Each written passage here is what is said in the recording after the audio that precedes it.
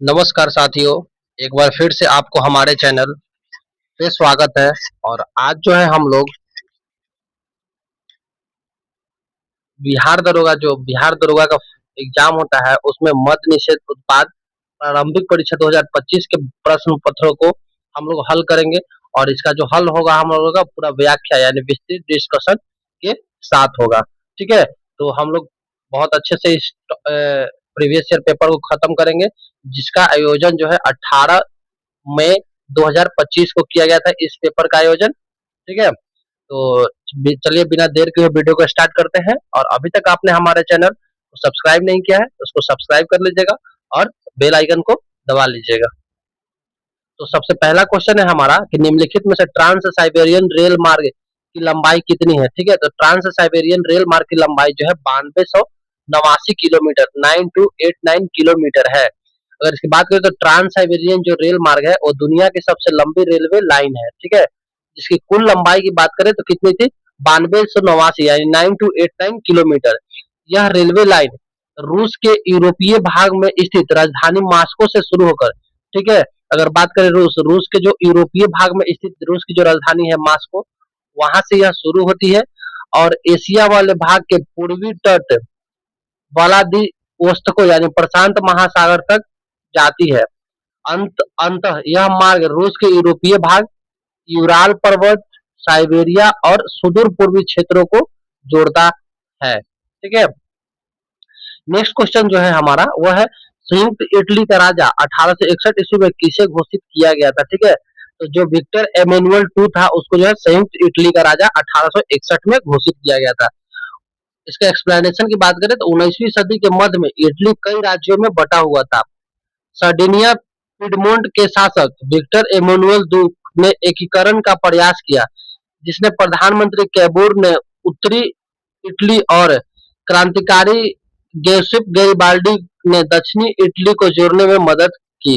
Garibaldi ने अपने विजय अभियान को इमैनुअल द्वितीय को समर्पित किया। फलस्वरूप 1861 में विक्टर इमैनुअल द्वितीय को संयुक्त इटली का पहला राजा घोषित किया गया था। ठीक है, नेक्स्ट है हमारा सतलज नदी में मिला दुर्लभ टाइटेनियम निम्नलिखित में से क्या है। यह क्या है, तो यह एक धातु है, उस समय का करंट का टॉपिक था। ठीक है, चर्चा में था। तो आईआईटी रोपर ने पंजाब के सतलज नदी की रेत में टेंटेलियम नामक दुर्लभ धातु की खोज की है। यह धातु यह धातु इलेक्ट्रिक, ठीक है, यह जो है इसका उपयोग जो है मोबाइल, लैपटॉप और अन्य हाईटेक गैजेट के उपयोग में की जाती है। धातु है कि यह टाइटेलम की खोज 1802 ईस्वी में स्वीडन के रसायन वैज्ञानिक जो थे एडन गुस्ताफ एकेकबर्ग ने किया था। नेक्स्ट क्वेश्चन है कृषि अर्थव्यवस्था के किस क्षेत्र के अंतर्गत आती है। ठीक है, तो यह प्राथमिक क्षेत्र के अंतर्गत आती है। कृषि अर्थव्यवस्था के प्राथमिक क्षेत्र के अंतर्गत आती है। प्राथमिक क्षेत्र वह क्षेत्र है जो प्राकृतिक संसाधनों का सीधा उपयोग करता है, जैसे कृषि, वानिकी, खनन आदि। ठीक है, खनन भी प्राथमिक क्षेत्र का हिस्सा है। कृषि इस क्षेत्र का एक प्रमुख हिस्सा है क्योंकि यह प्राकृतिक संसाधनों जैसे मिट्टी और पानी पर निर्भर करती है। अन्य क्षेत्र जैसे द्वितीय क्षेत्र में विनिर्माण और तृतीय क्षेत्र में सेवा आती है। कृषि से प्रभावित कच्चे माल को आगे संशोधित करते हैं, जो द्वितीय क्षेत्र के लिए काम में आता है। नेक्स्ट हमारा लॉन्ग वॉक टू फ्रीडम किसके द्वारा लिखी गई आत्मकथा है। लॉन्ग वॉक टू फ्रीडम जो है यह नेल्सन मंडेला के द्वारा लिखा गया है। क्या, लॉन्ग वॉक टू फ्रीडम दक्षिण अफ्रीका के पूर्व राष्ट्रपति जो है नेल्सन मंडेला द्वारा लिखित एक आत्मकथा कृति है। इसमें मंडेला को अपने जीवन में रंग भेद के खिलाफ संघर्ष और दक्षिणी अफ्रीका में स्वतंत्रता के लिए किए गए प्रयासों का वर्णन किया गया है। नेक्स्ट हमारा मानव विकास सूचकांक में निम्नलिखित में से किसको शामिल नहीं किया जाता है। ठीक है, तो मानव विकास सूचकांक में जो है किसको शामिल नहीं किया जाता है, तो लिंगा अनुपात को मानव विकास सूचकांक के अंतर्गत जो है लिंगा अनुपात को शामिल नहीं किया जाता है। तो मानव विकास सूचकांक के अंतर्गत जो है किसको शामिल किया जाता है, तो तीन प्रमुख मापकों पर यह आधारित होती है। पहला जो होता है जीवन प्रत्याशा, ठीक है, शिक्षा और प्रति व्यक्ति आय। इसमें देखा जाता है शिक्षा और प्रति व्यक्ति आय क्या है। इन मापकों के आधार पर देश की मानव विकास की आकलन किया जाता है।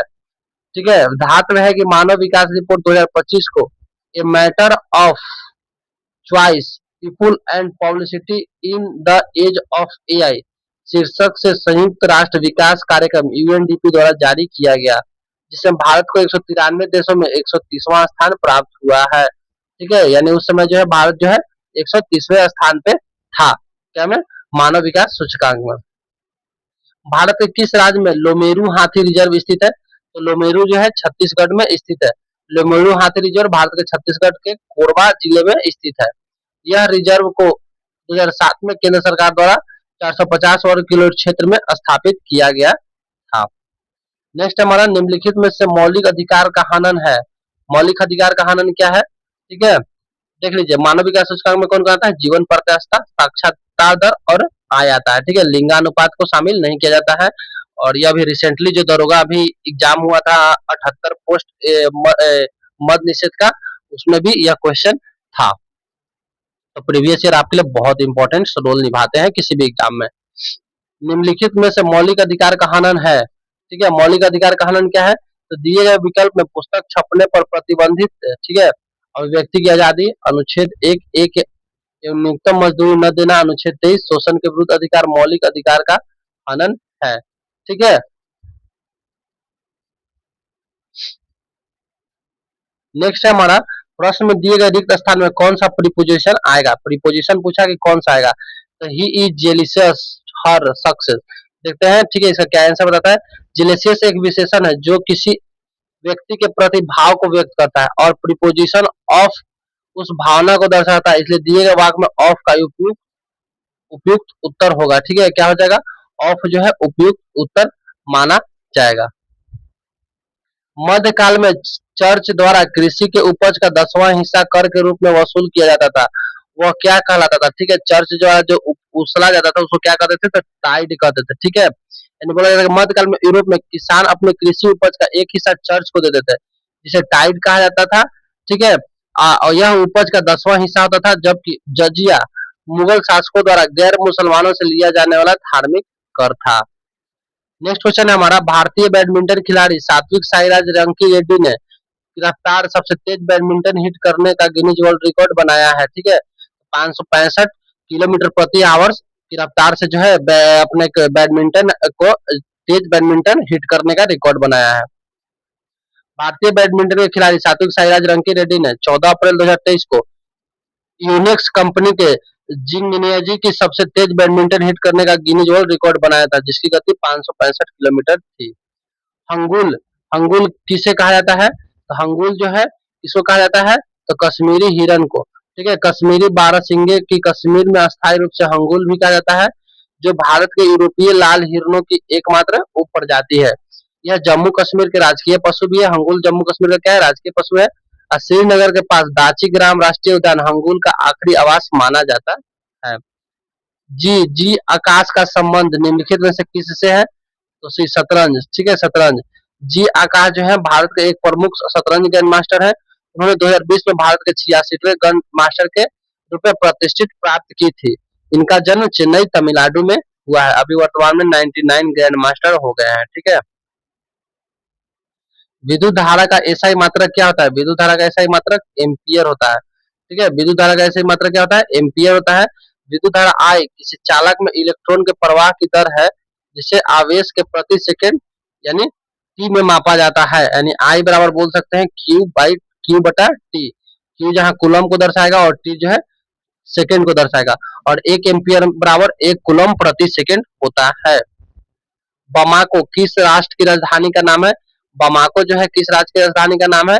बताइए। तो बमाको जो है माली, माली जो है ऑप्शन बी माली की राजधानी है। ठीक है, वहीं बात करें जापान, जापान की राजधानी कहाँ है? टोक्यो। अंगोला की राजधानी कहाँ है? लुआंडा। और जर्मनी की राजधानी कहाँ है? बर्लिन। शिलालेख के अध्ययन को क्या कहा जाता है? शिलालेख के अध्ययन को जो है एपिग्राफी कहा जाता है। शिलालेख के अध्ययन को जो है एपिग्राफी कहते हैं। जैसे पत्थर, धातु, अन्य सामग्री पर लिखे हुए लेखों को क्या कहते हैं? अध्ययन करती है। उपभोक्ता संरक्षण अधिनियम कब पारित किया गया था? उपभोक्ता संरक्षण अधिनियम जो है 1986 में पारित किया गया था।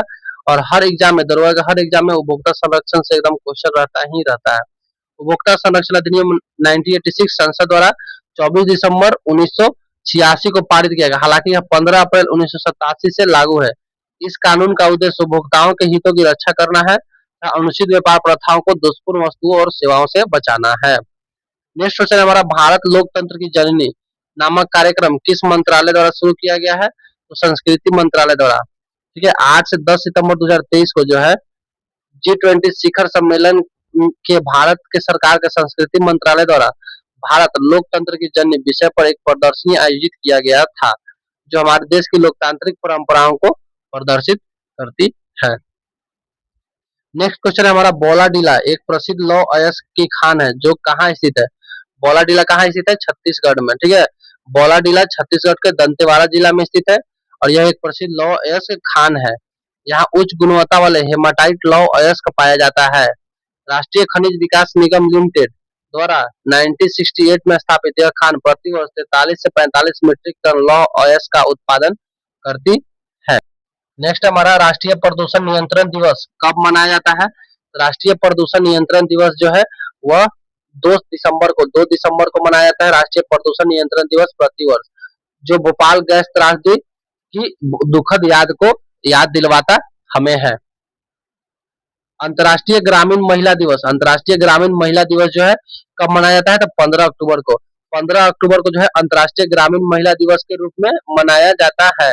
यह ग्रामीण महिलाओं की मेहनत, साहस और समाज में उनके योगदान के सम्मान देता है, साथ ही उनकी चुनौतियों पर ध्यान आकर्षित भी करता है। वही 8 मार्च को जो है अंतर्राष्ट्रीय महिला दिवस के रूप में मनाया जाता है। निम्नलिखित में से गंगा की सहायक नदी कौन सी है? तो गंगा की सहायक नदी कौन सी हो जाएगी? यमुना।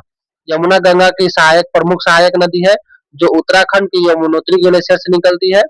यह गंगा के साथ प्रयागराज में संगम बनाती है।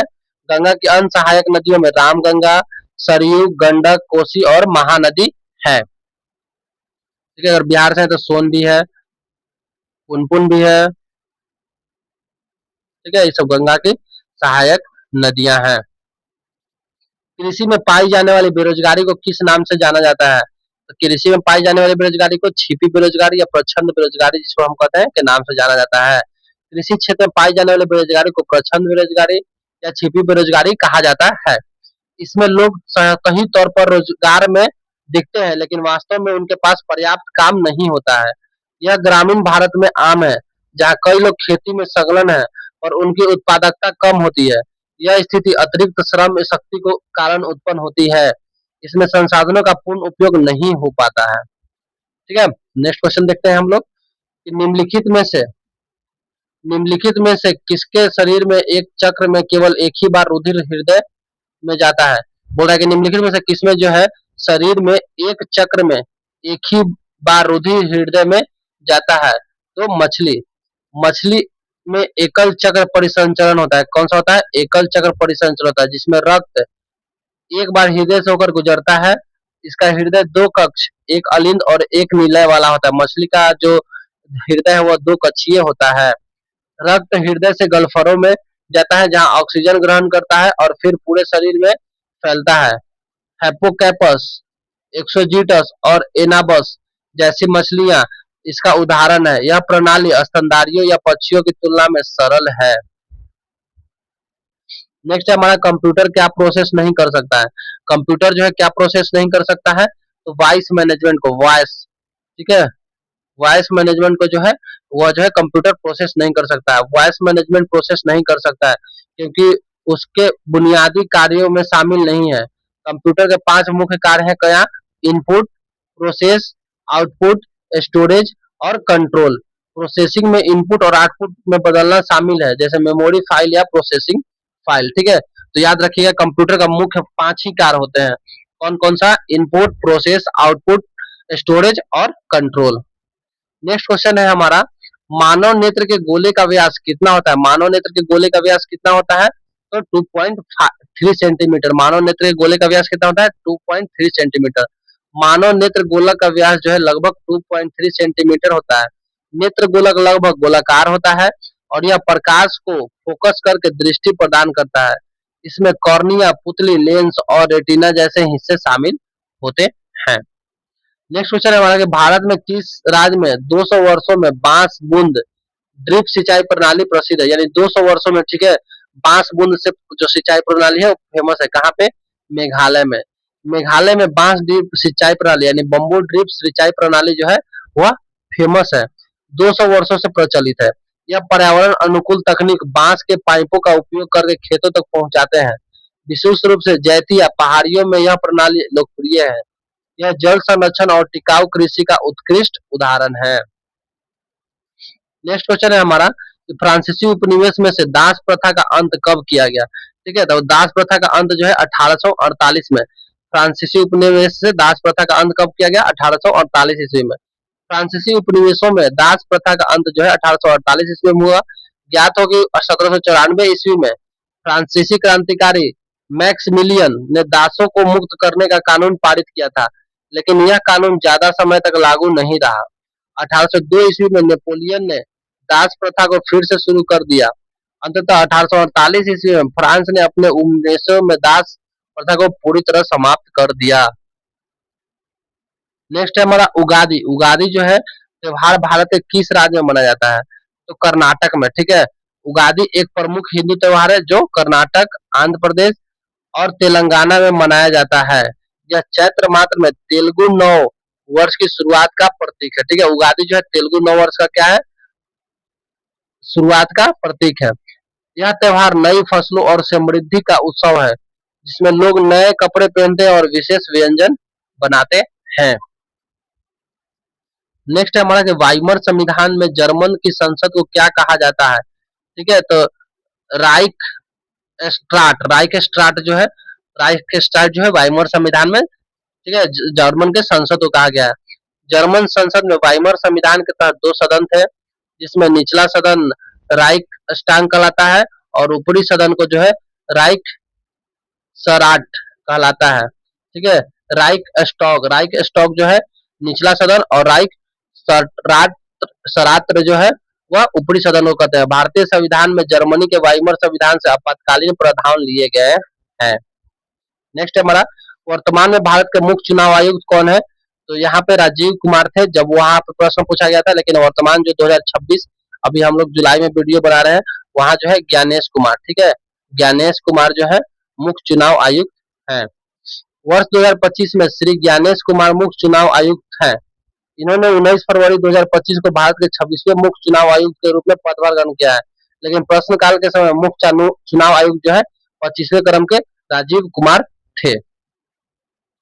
कालेश्वरम लिफ्ट सिंचाई परियोजना किस नदी पर स्थित है? तो कालेश्वरम जो है गोदावरी नदी पर। कालेश्वरम लिफ्ट सिंचाई परियोजना जो है गोदावरी नदी पर स्थित है, जो तेलंगाना राज्य में जयशंकर भूपावली जिले में गोदावरी और प्राणहिता नदियों के संगम पर शुरू होती है। नेक्स्ट प्रश्न है हमारा कि यदि एक बच्चे के पिता को एक्स गुणसूत्र वंशानुगत प्राप्त होता है तो बच्चा कैसा होगा? ठीक है, तो एक्स गुण वाला क्या होता है? वह लड़की होती है। ठीक है, एक्स गुण वाला कैसी होती है? तो लड़की होती है। मनुष्य में 23 जोड़े गुण सूत्र यानी 46 गुण सूत्र पाए जाते हैं, जो मनुष्य में लिंग निर्धारण में मुख्य भूमिका निभाते हैं। महिलाओं में एक्स एक्स तथा पुरुषों में एक्स वाई गुण सूत्र होते हैं। यदि एक्स गुण सूत्र वाला शुक्राणु अंडे को निषेचित करता है तो युग्मज एक्स एक्स स्त्री रूप में विकसित होता है। यदि वाई गुण सूत्र वाला शुक्राणु निषेचित करता है तो युग्मज एक्स वाई पुरुष के रूप में विकसित होता है। देखिए, कहने का सिंपल सा तात्पर्य है कि महिला के पास एक्स एक्स होता है और पुरुष के पास एक्स वाई होता है। अगर महिला से एक निकला एक्स और पुरुष से एक निकला एक्स, इस कंडीशन में जो है हमेशा लड़की पैदा होगी। ठीक है, और अगर महिला से निकला एक्स और पुरुष से निकला वाई, तो यहाँ पे जो है लड़का का जन्म होगा। यानी कहीं से ये फैक्टर नहीं होता है कि अगर किसी बेटी का जन्म हुआ है तो उसमें महिला का दोष है, कहीं से नहीं, पूरी तरह से पुरुष का उसमें रोल होता है, क्योंकि महिला के पास शुरू से ही एक्स एक्स ही क्रोमोसोम पाए जाते हैं, गुणसूत्र पाए जाते हैं। खेतरी किस अयस्क के उत्पादन के लिए प्रसिद्ध है? ठीक है, तो खेतरी जो है किसके लिए प्रसिद्ध है? तो तांबा के खनन के लिए। खेतरी मुख्य रूप से तांबे के खानों के लिए प्रसिद्ध है, जो राजस्थान के झुंझुनू जिले में स्थित है, जिसे ताम्र नगरी भी कहा जाता है। खेतरी को क्या कहा जाता है? ताम्र नगरी के नाम से जाना जाता है।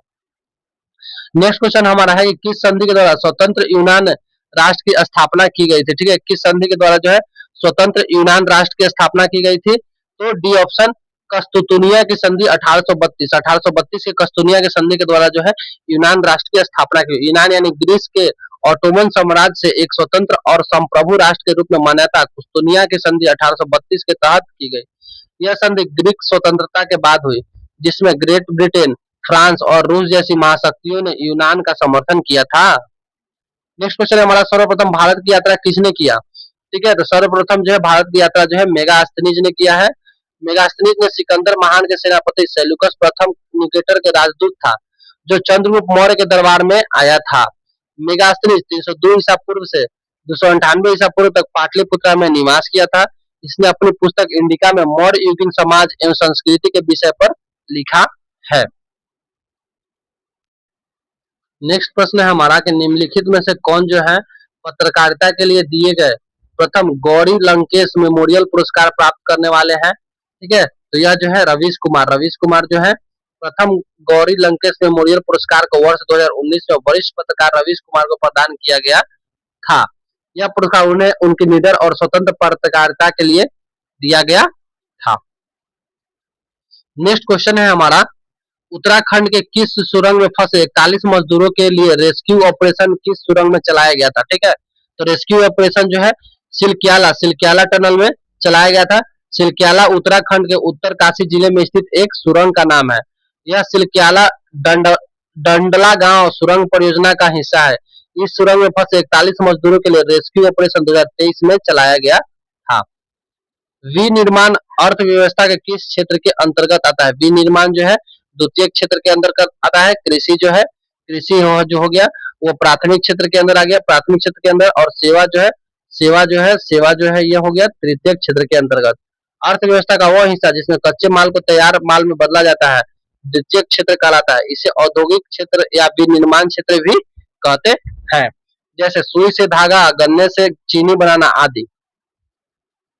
नेक्स्ट है हमारा, भारत विभाजन के संदर्भ में कौन सा कथन असत्य है? ठीक है, तो आइए देखते हैं। भारत और पाकिस्तान दो संप्रभु राष्ट्र बन गए, ये सही था। पंजाब और बंगाल प्रांत को धर्म के आधार पर बांटा गया था। ठीक है, क्या यह सही है? ये भी सही है। द्विराष्ट्र का सिद्धांत लागू हुआ था। द्विराष्ट्र का सिद्धांत लागू हुआ था, ये कथन गलत है। पूर्वी पाकिस्तान और पश्चिमी पाकिस्तान एक साथ नहीं था। ठीक है, पूर्वी पाकिस्तान और पश्चिमी पाकिस्तान एक साथ नहीं था। ठीक है, इसमें क्या कह रहा है कि भारत विभाजन के संदर्भ में ए, बी और डी सत्य है, जबकि जो द्विराष्ट्र का सिद्धांत लागू था यह कथन गलत है। नहीं, ये तो इच्छाओं पे था। ठीक है, ये तो सही है। गिफिन वस्तुओं के बारे में निम्नलिखित में से कौन सा कथन सही है? ठीक है, तो डी, कीमत बढ़ने पर मांग बढ़ जाती है। गिफिन जो है एक गिफिन गुड्स या गिफिन वस्तु क्या है? तो उन दुर्लभ वस्तुओं को कहा जाता है जिनकी मांग उनके मूल्य के साथ बढ़ती है, जो मांग के नियम के विरुद्ध है। ठीक है, कहता है गिफिन वस्तु जो उसको कहता है जो कीमत बढ़ने पर मांग बढ़ जाती है। अक्सर कीमत बढ़ने पर सभी वस्तुओं की मांग घटती है, लेकिन जिन वस्तुओं की कीमत बढ़ने पर मांग बढ़ती है उसको हम लोग गिफिन वस्तुएं कहते हैं। बालाघाट निम्नलिखित में से किस राज्य में स्थित है? तो बालाघाट जो है मध्य प्रदेश में स्थित है। बालाघाट भारत के मध्य प्रदेश राज्य का एक जिला है, जिसका गठन 1867 ईस्वी में किया गया था। यह जिला मध्य प्रदेश के दक्षिण पूर्वी भाग वेनगंगा नदी के किनारे स्थित है। नेक्स्ट प्रश्न पर हम लोग आते हैं, तो हमारा है कि BRO यानी सीमा सड़क संगठन की स्थापना कब की गई थी? तो इसका जो स्थापना है 1960 में, 7 मई 1960 को सीमा सड़क संगठन की स्थापना की गई थी, जिसके अध्यक्ष प्रधानमंत्री जवाहरलाल नेहरू थे। BRO मुख्य कार्य भारत की सीमाओं और पड़ोसी मित्र देशों में सड़क नेटवर्क का विकास और रखरखाव करना है। प्रथम महिला AD कैंप किसे चुना गया है? तो प्रथम महिला AD कैंप किसको चुना गया है? तो मनीषा पांडे को। स्क्वाड्रन लीडर मनीषा पांडे को भारत की पहली महिला ADC चुना गया है। उन्हें मिजोरम का राज्यपाल डॉक्टर हरि बाबू कंबमपति इस पद पर नियुक्त किया था। वर्तमान में भारतीय नौसेना की लेफ्टिनेंट कमांडर यशस्वी सोलंकी को भारत की राष्ट्रपति द्रौपदी मुर्मू के लिए पहली महिला ADC के रूप में नियुक्त किया गया है। ठीक है, याद रखिएगा नौसेना की कमांडेंट कौन है? यशस्वी सोलंकी। यह भारत की पहली महिला ADC है जो राष्ट्रपति के लिए नियुक्त किया गया है। निम्नलिखित में से चुनाव आयोग का कौन सा कार्य नहीं है? चुनाव आयोग का काम क्या नहीं है? तो प्रत्याशियों का प्रचार प्रसार करना, यह जो है चुनाव आयोग का काम कहीं से नहीं है। चुनाव आयोग का प्रमुख कार्य क्या है? चुनाव का प्रबंधन, मतदाता सूची के तैयार करना, राजनीतिक दलों को मान्यता देना और आदर्श आचार संहिता लागू करना। भारत में मौजूदा कानून में कौन सा बदलाव कर सकता है? भारत में मौजूदा कानून में कौन बदलाव कर सकता है? तो संसद, कोई भी कानून को संसद, भारत में मौजूद कानूनों में बदलाव करने की मुख्य शक्ति संसद के पास है और भारतीय संसद जो है राज्यसभा, लोकसभा और राष्ट्रपति के साथ मिलकर बना है। ये कोई बॉडी अकेला मिलकर चाहेगा कि हम इसको कर दे तो नहीं होगा। ठीक है, पहले लोकसभा में आए चाहे राज्यसभा में आए, उसको पारित करने के बाद राष्ट्रपति हस्ताक्षर करेंगे तभी वह कानून बनेगा। निम्नलिखित में से स्वर्ण रेखा किसे कहा जाता है? स्वर्ण रेखा किसको कहा जाता है? तो जूट को जो है गोल्डन फाइबर कहा जाता है। जूट को स्वर्ण रेखा कहा जाता है। जूट की खेती के लिए गर्म और नम जलवायु के साथ साथ उपजाऊ जलोढ़ मिट्टी की आवश्यकता होती है। दुनिया का लगभग 85% जूट उत्पादन गंगा ब्रह्मपुत्र डेल्टा के उपजाऊ मैदान में होता है। अगर वही बात करें भारत में, तो जो वेस्ट बंगाल है वह जो है जूट उत्पादन में अग्रणीय राज्य है। ठीक है, इसको मिलान करना है। ठीक है, कि मिलान कीजिए कि कौन सही है कौन गलत है। ठीक है, तो हम आते हैं पहला एक ऑप्शन सी, पहला का ए का ए, बी का बी, सी का 4 और डी का 3। ठीक है, यानी बोल रहा है कि एक समुदाय या धर्म के लोग एक दूसरे के समुदाय या धर्म के विरुद्ध भेदभाव की अभिव्यक्ति क्या कहलाएगा? सांप्रदायिक कहलाएगा। सामाजिक और राजनीतिक क्षेत्र में ज्यादातर हिस्सा महिलाओं के अधिकारों और हितों को बढ़ावा देने पर है, तो इसको हम लोग नारीवाद कहते हैं। यह जो है अभी हाल ही में 29, जब वीडियो हम बना रहे हैं तो 29 जुलाई को जो है 122 पोस्ट अनुदेशक का जो एग्जाम हुआ है, same he by option same he question है, एकदम ऑप्शन भी इसी तरह से है। जो व्यक्ति को जो व्यक्ति अपनी ही जाति के सदस्यों के हितों के लिए सर्वोपरि समझता है वह जातिवाद हो गया, और किसी धर्म को राजनीतिक संरक्षण प्रदान नहीं है तो उसको धर्मनिरपेक्ष कहते हैं। ठीक है, तो प्रीवियस ईयर बहुत महत्वपूर्ण हो जाता है, देख सकते हैं आप कितना इंपॉर्टेंट है। ठीक है, नेक्स्ट है हमारा एमनेस्टी इंटरनेशनल निम्नलिखित में से किससे संबंधित है? ठीक है, तो एमनेस्टी इंटरनेशनल हम देखते हैं किससे संबंधित है। तो एमनेस्टी इंटरनेशनल की स्थापना जो है 28 मई 1861 ईस्वी में लंदन में की गई थी और यह एक अंतर्राष्ट्रीय गैर सरकारी संगठन है, यानी यह एक एनजीओ है जो मानवाधिकारों की रक्षा और प्रसार से संबंधित है। इसे 1977 में नोबेल शांति पुरस्कार से सम्मानित किया गया है। ठीक है, तो एमनेस्टी इंटरनेशनल किससे संबंधित है? मानव अधिकार से। नेक्स्ट है हमारा कि मानव अधिकार को समर्पित पहला टीवी चैनल किस शहर में लॉन्च किया गया है? तो लंदन में। ठीक है, लंदन शहर में जो है मानव अधिकार को समर्पित दुनिया का पहला टीवी चैनल लॉन्च किया गया है। इसे international observatory of human rights द्वारा जनवरी 2019 में लॉन्च किया गया था, जो कि वेब आधारित चैनल है। नेक्स्ट प्रश्न है हमारा, इसरो के PSLV C58 द्वारा किस उपग्रह को लॉन्च किया गया है? तो इसरो के PSLV C58 के द्वारा जो है किस उपग्रह को लॉन्च किया गया है? बताइए, तो एक्सपोसैट। ठीक है, इसरो के PSLV C58 मिशन से एक्सरे पॉली रेडिएटेड सैटेलाइट यानी एक्सपोसैट को लॉन्च किया गया है। एक्सपोसैट भारत का समर्पित पॉलीरिमेट्री मिशन है। इसे 1 जनवरी 2024 को श्रीहरिकोटा से प्रक्षेपित किया गया था। नेक्स्ट प्रश्न है हमारा, ब्रिटेन की औद्योगिक क्रांति के 1840 के दशक तक निर्यात की प्रमुख वस्तु क्या थी? तो कपास। ठीक है, ब्रिटेन के औद्योगिक क्रांति के समय जो है निर्यात की प्रमुख वस्तु कौन सी थी? कपास। 1840 दशक तक ब्रिटेन की औद्योगिक क्रांति की निर्यात की प्रमुख वस्तु कपास थी। 1840 के दशक के बाद रेलवे के विस्तार और अन्य कारणों से लोहा और स्टील उद्योग का निर्यात मूल कपास के निर्यात से आगे निकल गया था। सुरभि, धेनु, गौवत्री किसके पर्यायवाची हैं? ठीक है, सुरभि, धेनु और गौवत्री जो है गाय के पर्यायवाची शब्द हैं। नेक्स्ट देखते हैं, निम्नलिखित में से सर्वाधिक प्रत्यास्थता किस धातु की है? ठीक है, सर्वाधिक प्रत्यास्थता किस धातु की होती है? तो स्टील की। जब किसी वस्तु पर बल लगाने पर उसमें कम विकृति यानी स्ट्रेन आए या बल हटने पर वह तेजी से पूरी तरह से मूल अवस्था में आ जाए, प्रत्यास्थता कहलाता है। अतः दिए गए विकल्पों में सर्वाधिक प्रत्यास्थता स्टील की है। ठीक है, यानी उस पर बल लगाया जाए तो जल्दी विकृत यानी खराब न हो। काला पानी विवाद किन किन देशों के मध्य है? ठीक है, तो काला पानी विवाद जो है भारत और नेपाल के बीच का विवाद है। काला पानी विवाद नेपाल और भारत के बीच का है। यह विवाद उत्तराखंड राज्य के पिथौरागढ़ जिले में स्थित काला पानी इलाके के दावे से संबंधित है। काला पानी का शाब्दिक अर्थ है मृत्यु का पानी या सीमा से बाहर का पानी। नेक्स्ट है भारतीय तटरक्षक बल की स्थापना कब की गई थी? तो भारतीय तटरक्षक बल की स्थापना जो है 1 फरवरी 1977 को, ठीक है, स्थापना की गई थी। इसका आदर्श वाक्य है वयम रक्षाम, वयम रक्षाम।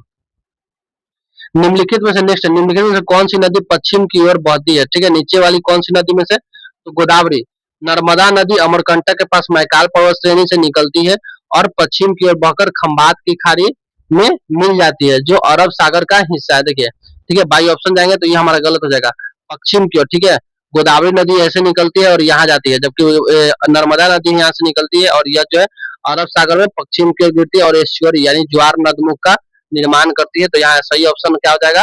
नर्मदा नदी, ए नहीं बल्कि सी ऑप्शन होगा। अमाशय में भोजन का पाचन किस अम्ल के द्वारा होता है? अमाशय में भोजन का पाचन किस अम्ल के द्वारा होता है? HCl। HCl जो है भोजन का पाचन मुख्य रूप से अमाशय में होता है। HCl के कारण अमाशय का वातावरण अत्यधिक अम्लीय है, जिसका पीएच मान लगभग 1.5 से 3.5 बना रहता है। इसको ध्यान दीजिए, इसको पूछ देता है। प्राथमिक घाटा प्राप्त होता है, प्राथमिक घाटा कैसे प्राप्त होगा? तो प्राथमिक घाटा जो है राजकोषीय घाटा माइनस ब्याज भुगतान को कर देंगे तो हमको प्राथमिक घाटा मिल जाएगा। बुकर पुरस्कार के लिए नामित वेस्टर्न लोन पुस्तक के लेखक कौन है? वेस्टर्न लोन पुस्तक के लेखक कौन है? ठीक है, तो चेतन मारू, चेतन मारू जो है वह वेस्टर्न लोन के पुस्तक के लेखक है और यह जो है बुकर पुरस्कार के लिए नामित हुआ है। लेखिका चेतन मारू द्वारा वेस्टर्न लोन उपन्यास लिखी गई। इस पुस्तक को 2023 में प्रतिष्ठित बुकर पुरस्कार के लिए शॉर्टलिस्ट किया गया था। यह उनका पहला डेब्यू उपन्यास है। जल में गिरा हुआ सिक्का अपनी सतह से उठा हुआ प्रतीक होता है कि यह किसके कारण? अपवर्तन के कारण। प्रकाश के अपवर्तन के कारण पानी में गिरा हुआ सिक्का अपनी सतह से ऊपर उठा हुआ प्रतीत होता है। यहाँ आपको एक ट्रिक बता दें, देखिए जब भी कलर वाला बात करें, यहाँ कहीं से भी कलर दिखाई दे, रंग की बात करें तो वह प्रकीर्णन हो जाएगा। ठीक है, जब भी कलर नहीं रहे तो वहाँ अपवर्तन होगा। ठीक है, चाहे कैसा भी घटना, जैसे सूर्य का लाल दिखाई देना, जैसे लाल की बात करें तो वह प्रकीर्णन का हो जाएगा। लेकिन जो है शाम के समय सूर्य का पास दिखाई देना, ठीक है, यह अपवर्तन के कारण हो जाएगा। सूर्य का बड़ा दिखाई देना, ठीक है, ये सब अपवर्तन। रंग की बात करें तो प्रकीर्णन, और जब रंग की बात ना करें तो अपवर्तन। यह एक याद रखने का सिंपल सा लॉजिक है। उधर्व पातन की प्रक्रिया में पदार्थ की किस अवस्था में परिवर्तन होता है? ठीक है, उधर्व पातन की प्रक्रिया में जो है ठोस से सीधे गैस में रूपांतरण होता है। देश की सीमा में उत्पादित वस्तु और सेवाओं का कुल मूल्य क्या कहलाता है? ठीक है, देश की सीमा में उत्पादित जो है वस्तु और सेवाओं के कुल मूल्य क्या कहलाता है? तो प्रति व्यक्ति, सॉरी, सकल घरेलू उत्पाद, ठीक है, हम लोग क्या कहते हैं उसको? जीडीपी, जीडीपी उसको हम लोग कहते हैं। एक निश्चित समय अवधि के दौरान किसी देश की भौगोलिक सीमाओं के भीतर उत्पादित सभी अंतिम वस्तु और सेवाओं को बाजार मूल्य का कुल योग होता है हमारा जीडीपी। ठीक है, यहाँ नागरिक और नॉन नागरिक से कोई मतलब नहीं है। यहाँ यह मान लीजिए कि भारत की यह सीमा है, तो इसमें उत्पादित अंतिम वस्तु, ठीक है, थिंग्स और सर्विस, थिंग्स और सर्विस जो है को ही हम लोग उत्पादित कुल मूल्य को हम लोग जीडीपी कहते हैं। ब्रिक्स इनोवेशन फोरम ने वर्ल्ड इनोवेशन अवार्ड से किसे सम्मानित किया है? तो सांता थॉटम को। ब्रिक्स इनोवेशन फोरम ने वर्ल्ड इनोवेशन अवार्ड से सांता थॉटम को सम्मानित किया है। अगस्त 2023 में मॉस्को में आयोजित पहले ब्रिक्स इनोवेशन फोरम में world innovation award doctor Santha Thottam को सम्मानित किया गया है। यह पुरस्कार सतत विकास प्लस 4 में उत्कृष्ट योगदान के लिए दिया जाता है। नेक्स्ट है हमारा प्रांकुर और मूलांकुर किससे संबंधित है? तो प्रांकुर और मूलांकुर जो है वह बीज से संबंधित है। प्रांकुर और मूलांकुर के मुख्य रूप से पौधे के भ्रूण यानी प्लांट एम्ब्रियोलॉजी और बीज के अंकुरन से संबंधित है। यानी यह बीज है, ठीक है, मान लीजिए कि यह बीज है, तो जब यह बीज जो है दो भागों में ऊपर जाता है, एक नीचे की तरफ और एक ऊपर की तरफ, ठीक है, तो नीचे जो जाता है वो मूलांकुर होता है, मूलांकुर होता है और वह जल के रूप में रूपांतरित हो जाता है। वहीं ऊपर जो जाता है उसको हम लोग प्रांकुर कहते हैं और यह तना के रूप में रूपांतरित होता है। नेक्स्ट क्वेश्चन है हमारा कि भारत में गरीबी का निर्धारण किसके द्वारा किया जाता है? तो भारत में गरीबी का निर्धारण जो है व्यय विधि, ठीक है, यानी एक्सपेंडिचर मेथड से किया जाता है। निम्नलिखित में से कौन सा समय समावयवी युग्म है? समावयवी युग्म कौन सा है? तो ए ऑप्शन जो है ब्यूटेन और 4 मिथाइल प्रोपेन जो है समावयवी युग्म है। वे यौगिक जिनका आणविक सूत्र समान होता है लेकिन परमाणु की व्यवस्था या उनके संरचनात्मक सूत्र अलग अलग होते हैं, समावयवी कहलाते हैं। ब्यूटेन और 2 मिथाइल प्रोपेन का आणविक सूत्र H10 है, लेकिन इनकी संरचना अलग अलग है। नेक्स्ट क्वेश्चन हमारे 16वें वित्त आयोग के अध्यक्ष कौन बने हैं? तो यह जो है अरविंद पनगडिया। भारत के 16वें वित्त आयोग के अध्यक्ष नए अध्यक्ष जो है अरविंद पनगडिया है। इस आयोग के गठन 31 दिसंबर 2023 को किया गया है। डॉक्टर पनगडिया नीति आयोग के पूर्व उपाध्यक्ष और कोलंबिया विश्वविद्यालय के प्रोफेसर रहे हैं। वहीं एनके सिंह की बात करें तो 15वें वित्त आयोग के यह अध्यक्ष थे। नेक्स्ट क्वेश्चन है डब्ल्यूटीओ के पूर्व में किस संस्था के रूप में जाना जाता था? ठीक है, तो डब्ल्यूटीओ के पहले किस संस्था के नाम रूप में जाना जाता था? तो ऑप्शन जो बी है हमारा टैरिफ और व्यापार पर समान समझौता के रूप में हम लोग डब्ल्यूटीओ को पहले जानते थे। डब्ल्यूटीओ की स्थापना 1 जनवरी 1995 को हुई है। इससे पहले इसे गैट यानी टैरिफ एंड व्यापार पर समान समझौता कहा जाता था। इसका उद्देश्य सदस्य देशों के बीच व्यापार को सरल बनाना, विवादों को समाधान करना, यह वैश्विक व्यापार का सबसे बड़ा संगठन है। नेक्स्ट है हमारा कि नमस्ते पोर्टल किस मंत्रालय द्वारा लॉन्च किया गया है? तो नमस्ते पोर्टल जो है वह आयुष मंत्रालय के द्वारा लॉन्च किया गया है और 17 अक्टूबर 2017 को आयुष मंत्रालय ने लॉन्च किया है। यह आयुर्वेद और यूनानी चिकित्सा पद्धतियों के उपयोग होने वाले शब्दों और रोगों के लिए मानकीकृत शब्दावली व कोड उपलब्ध कराता है। इसका उद्देश्य स्वास्थ्य क्षेत्र को तकनीकी और मानकीकृत बनाना है। नेक्स्ट प्रश्न है हमारा जलवायु परिवर्तन पर ध्यान रखने के लिए किस देश द्वारा G20 उपग्रह लॉन्च किया जाएगा? ठीक है, तो भारत के द्वारा जो है G20 उपग्रह लॉन्च किया जाएगा। भारत ने G20 जलवायु निगरानी उपग्रह लॉन्च करने का प्रस्ताव रखा है जो वायु प्रदूषण, ग्रीन हाउस उत्सर्जन, मिट्टी की नमी आदि मापदंडों पर डेटा एकत्र करेगा। यह पहल जलवायु परिवर्तन से निपटने में वैश्विक सहयोग को बढ़ावा देगा। नेक्स्ट प्रश्न है हमारा कि किचन्स ऑफ ग्रेटिट्यूड के लेखक निम्नलिखित में से कौन है? तो विकास खन्ना जो है भारतीय प्रसिद्ध शेफ विकास खन्ना ने किचन ऑफ ग्रेटिट्यूड पुस्तक लिखी है।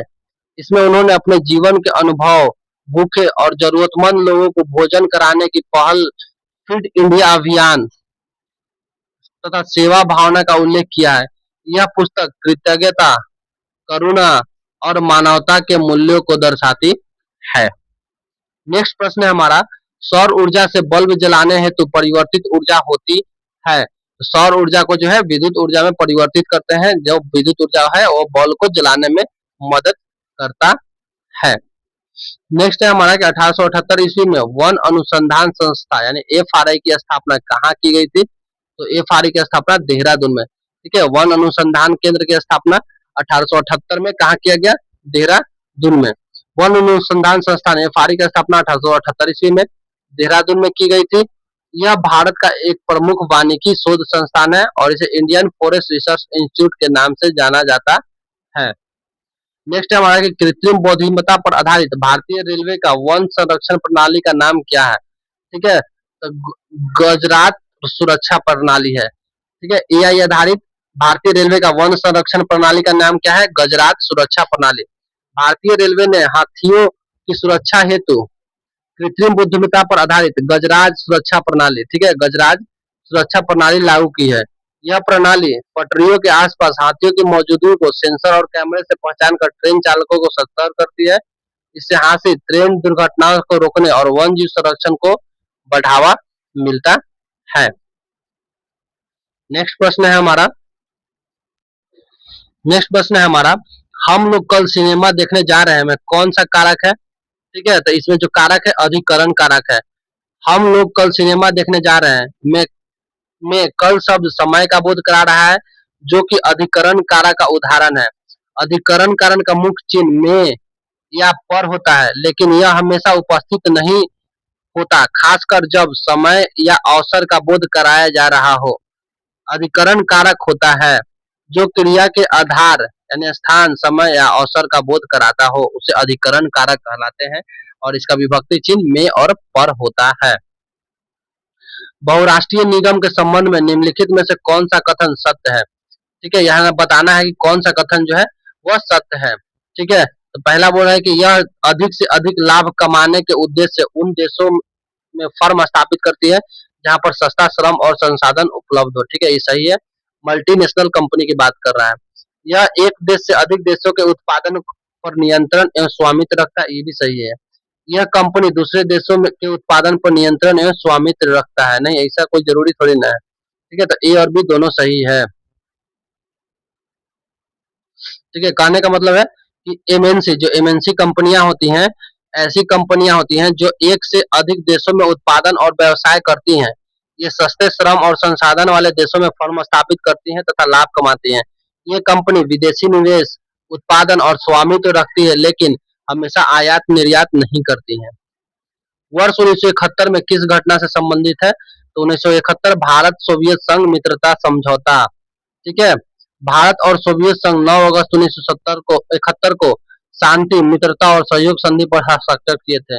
यह संधि बांग्लादेश युद्ध के दौरान भारत के लिए रणनीतिक रूप से महत्वपूर्ण थी। ठीक है, नीचे दिए गए धातुओं में से संक्रमण धातु कौन सी थी? तो बताना है पैलेडियम। ठीक है, संक्रमण धातु कौन सा है? पैलेडियम। पैलेडियम पीडी एक संक्रमण धातु है जो आवर्त सारणी के डी ब्लॉक समूह 10 में स्थित है। यह रासायनिक रूप से कम सक्रिय, चमकदार और कीमती धातु है जिसका उपयोग उत्प्रेरक और इलेक्ट्रॉनिक्स में होता है। नेक्स्ट प्रश्न है हमारा कि दुर्लभ लाल औरोरा प्रकाश कहाँ पर देखा गया है? तो औरोरा प्रकाश जो है कहाँ पर देखा गया? लद्दाख में। दुर्लभ लाल औरोरा प्रकाश की घटना जो है अप्रैल 2023 में लद्दाख में देखी गई। यह घटना तब होती है जब सूर्य से निकलने वाले अवशोषित कण पृथ्वी के चुंबकीय क्षेत्र में ध्रुवों से खींचकर वायुमंडल में ऑक्सीजन अणुओं से टकराते हैं। इन टकराव से ऊर्जा मुक्त होती है जो लाल रंग के प्रकाश के रूप में दिखाई देती है। नेक्स्ट प्रश्न है हमारा कि राष्ट्रीय एकता दिवस 31 अक्टूबर को किस महापुरुष के जन्म दिवस पर मनाया जाता है? तो यह जो है सरदार पटेल। 31 अक्टूबर को भारत के लौह पुरुष सरदार वल्लभ भाई पटेल का जन्मदिन है। उन्हें देशी रियासतों के एकीकरण करने राष्ट्रीय एकता में अहम भूमिका निभाई थी, इसलिए इन्हें राष्ट्रीय एकता दिवस के रूप में हम लोग मनाते हैं। कब? 31 अक्टूबर को, सरदार पटेल के जन्मदिन के अवसर पे।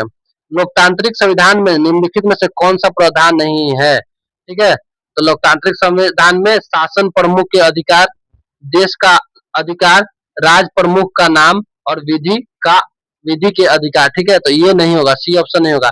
एक लोकतांत्रिक संविधान सरकार के ढांचे, मौलिक अधिकार और गैर शासन के सिद्धांत को परिभाषित करता है और शासन के सिद्धांत को। यह विधि का शासन जैसे प्रधान शामिल करता है। हालांकि यह एक विशिष्ट व्यक्ति यानी राज प्रमुख का नाम नहीं देता क्योंकि लोकतंत्र में यह पद चुनावों के माध्यम से बदलता रहता है। संवैधानिक लोकतंत्र हेतु देश में क्या उपेक्षित तर्क नहीं है? ठीक है, तो उपेक्षित तर्क क्या नहीं है? तो सरकार को चुनने का अधिकार जनता को होता है संवैधानिक लोकतंत्र हेतु। तो संवैधानिक में जो है ना, लोकतांत्रिक देश दूसरे देशों से ज्यादा समृद्ध होते हैं। सरकार को चुनने का अधिकार जनता का होता है। ठीक है, सभी नागरिकों को स्वतंत्रता एवं समानता का अधिकार होता है। लोकतांत्रिक देश का उद्देश्य अपने नागरिकों को कल्याण करना होता है। तो बोला कि लोकतांत्रिक हेतु देश में क्या उपेक्षित तर्क नहीं है? तो ये जो बी ऑप्शन हमारा हो जाएगा, ये उपेक्षित तर्क नहीं है। घनत्व तत्वों के परमाणु द्रव्यमान। ठीक है, ये किसी और क्वेश्चन का एक्सप्लेनेशन दे दिया। नेक्स्ट क्वेश्चन है निम्नलिखित में से आवर्त सारणी में तत्वों का कौन सा गुण प्रदर्शित नहीं होता है? तो विद्युत ऋणात्मकता। ठीक है, परमाणु त्रिज्या होता है, घनत्व होता है, आयनिक त्रिज्या होता है, लेकिन विद्युत ऋणात्मकता जो है वह प्रदर्शित नहीं होता है। आवर्त सारणी में तत्वों के परमाणु क्रमांक इलेक्ट्रॉनिक विन्यास के आधार पर बनी है। यह परमाणु त्रिज्या जैसे गुण दर्शाती है, लेकिन विद्युत ऋणात्मकता का सीधा मान प्रदर्शित नहीं करती है। नेक्स्ट क्वेश्चन है हमारा कि स्वामित्व के आधार पर टिस्को कंपनी को किस क्षेत्र की कंपनी के रूप में जाना जाता है? तो निजी क्षेत्र के टिस्को जो है सार्वजनिक क्षेत्र का नहीं है, सेमी सार्वजनिक नहीं है, सेमी निजी नहीं है, यह पूरी तरह से निजी क्षेत्र यानी प्राइवेट कंपनी है।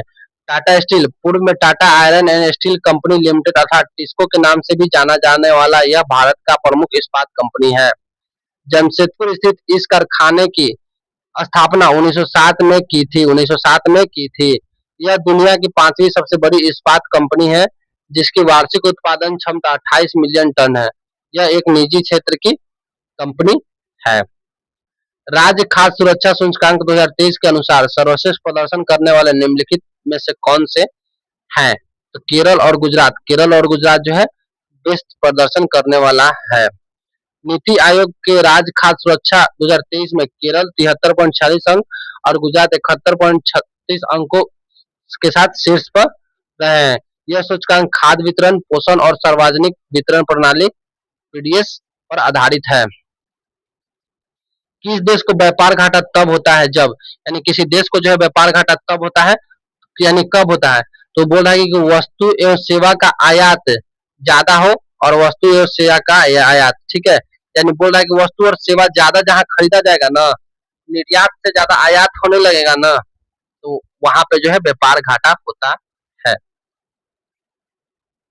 नेक्स्ट है हमारा कि मोनोजाइट से क्या प्राप्त होता है, तो मोनोजाइट से जो है हमें थोरियम, ठीक है, मोनोजाइट एक अयस्क है इसका थोरियम का। तो मोनोजाइट एक रेडियो एक्टिव खनिज है जिससे थोरियम प्राप्त होता है। यह भारत के केरल, ओडिशा, आंध्र प्रदेश के समुद्री तटों पर पाया जाता है। मोनोजाइट में थोरियम फॉस्फेट और सीरिलियम लेथेनियम जैसे तत्व शामिल होते हैं। नेक्स्ट है हमारा कि साबुनीकरण क्या है, साबुनीकरण जो है वह क्या है, तो यह जो है यह एक ट्राइग्लिसराइड है। साबुनीकरण उदाहरण किसका है, तो ट्राइग्लिसराइड का। साबुनीकरण वह रासायनिक अभिक्रिया है जो तब होती है जब वसा या तेल किसी मजबूत क्षार के साथ संयोजित होते हैं। इस प्रक्रिया में वसा या तेल ट्राइग्लिसराइड यानी सोडियम हाइड्रोक्साइड के साथ प्रतिक्रिया करके ग्लिसरॉल और साबुन बनाते हैं। साबुन बनाने के उद्योग में यह प्रतिक्रिया महत्वपूर्ण है। नेक्स्ट क्वेश्चन है हमारा, राष्ट्रपति द्वारा प्रधानमंत्री किसे नियुक्त किया जाता है, ठीक है, तो राष्ट्रपति द्वारा जो है प्रधानमंत्री लोकसभा में बहुमत प्राप्त पार्टी के नेता को, ठीक है, तो राष्ट्रपति द्वारा जो है बहुमत प्राप्त पार्टी या गठबंधन के नेता को प्रधानमंत्री के रूप में नियुक्त किया जाता है। अनुच्छेद 75 जो है प्रधानमंत्री की नियुक्ति राष्ट्रपति द्वारा की जाएगी और अन्य मंत्रियों की नियुक्ति प्रधानमंत्री की सलाह पर राष्ट्रपति द्वारा की जाएगी। नेक्स्ट हमारा क्वेश्चन है, निम्नलिखित में से कौन सा रासायनिक समीकरण असंतुलित है, आपको बताना है, ठीक है, इसको देखिएगा तो जो सी ऑप्शन है वह असंतुलित है। नेक्स्ट क्वेश्चन है हमारा, जैव निम्नीकरण पदार्थ निम्नलिखित में से कौन से नहीं है, तो जैव निम्नीकरण पदार्थ जो है गोबर तथा धान के भूसे, यह बायोडिग्रेडेबल नहीं है। जैव निम्नीकरण पदार्थ जैसे निम्नीकरण पदार्थ वे होते हैं जो जीवाणु या कवकों के द्वारा अपघटित हो सकते हैं, जैसे बचा हुआ खाद्य पदार्थ, कागज, गोबर और धान की भूसी, ठीक है, गलत है यार, ऑप्शन सी नहीं होगा, सॉरी, डी होगा। प्लास्टिक जो है, प्लास्टिक के थैले जो है वह जैव निम्नीकृत नहीं है। नेक्स्ट है हमारा, असहयोग आंदोलन को महात्मा गांधी द्वारा किस घटना के कारण स्थगित किया गया था, तो चौरा चौरी कांड जो है 5 फरवरी 1922 को 5 फरवरी 1922 को चौरा चौरी कांड हुआ था। इसके परिणाम स्वरूप जो है वह असहयोग आंदोलन को स्थगित कर दिया गया था। तो देखिए अगर बात करें चौरा चौरी कांड की, तो गोरखपुर के चौरा चौरी में एक पुलिस चौकी पर हमला कर, ठीक है, आग लगा दी गई जिसके परिणाम स्वरूप 22 पुलिसकर्मी की मृत्यु हुई थी और इसी घटना के कारण जो है महात्मा गांधी ने असहयोग को स्थगित कर दिया था। किस मौर्य शासक को यूनानियों द्वारा अमित्र घात कहा जाता है, तो अमित्र घात किसको कहा जाता है, बिंदुसार को। बिंदुसार जो चंद्रगुप्त मौर्य के पुत्र और मौर्य वंश के दूसरे सम्राट थे को यूनानियों ने अमित्र घात यानी शत्रुओं का संहार करने वाला कहा। यह नाम उनके शक्तिशाली शासन और युद्ध कौशल के कारण दिया गया था। नेक्स्ट है हमारा 360 डिग्री प्रदर्शन मूल्यांकन प्रणाली को किसने लागू किया है, तो भारतीय नौसेना ने 360 डिग्री मूल्यांकन प्रणाली लागू की है जिसका उद्देश्य अधिकारियों की नेतृत्व क्षमता, पेशेवर कौशल और व्यक्तिगत विकास को बढ़ावा देना है। यह प्रणाली सर्वांगीण मूल्यांकन के माध्यम से नौसेना के अधिकारियों की दक्षता को निखारती है। नेक्स्ट प्रश्न है हमारा कि भारत के किस संस्था द्वारा सूचकांक प्रदाताओं के लिए नियामक ढांचे को मंजूरी दी जाती है, तो सेबी के द्वारा, ठीक है, सेबी के द्वारा जो है भारत में सूचकांक प्रदाताओं के लिए नियामक ढांचे को मंजूरी दी जाती है। सेबी भारत में प्रतिभूति बाजार और कमोडिटी डेरिवेटिव बाजार का नियामक है।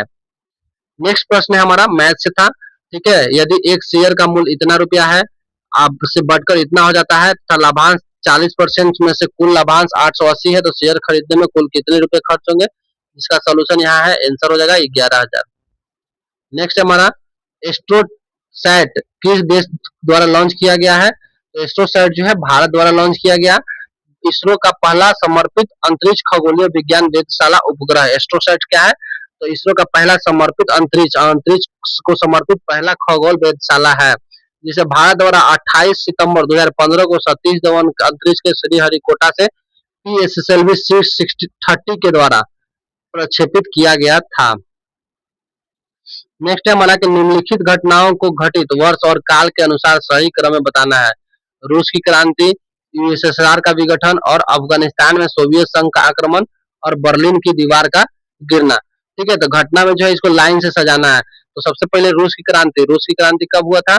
तो 1917 में हुआ था। ठीक है, 1917 में रूस की क्रांति हुआ था। यूएसएसआर का विघटन कब हुआ था? तो सोवियत संघ का जो विघटन है 1990 में हुआ था। बर्लिन की अफगानिस्तान अफगानिस्तान का कब हुआ था? तो 1979। और बर्लिन के दीवार कब गिरा था? तो 1989। अब आप लोग कर लीजिएगा। रूसी क्रांति वो एक 1917। तो सबसे पहले जो हमारा हो जाएगा कौन हो जाएगा? एक, फिर हमारा 3, फिर हमारा 1, सॉरी 4 और 2। ठीक है, 1, 3, 4 और 2 जो हमारा हो जाएगा ये आंसर हो जाएगा। नेक्स्ट हमारा डेविड साइक्लोन युद्धाभ्यास भारत के किस देश में किया गया? तो डेविड साइक्लोन जो है यूएसई, ठीक है, यूएसए में किया गया, यूएई में किया गया है, यूएई में किया गया है। युद्धाभ्यास संयुक्त अरब अमीरात और भारत की थल सेनाओं के बीच आयोजित होने वाला एक प्रमुख सैन्य अभ्यास था।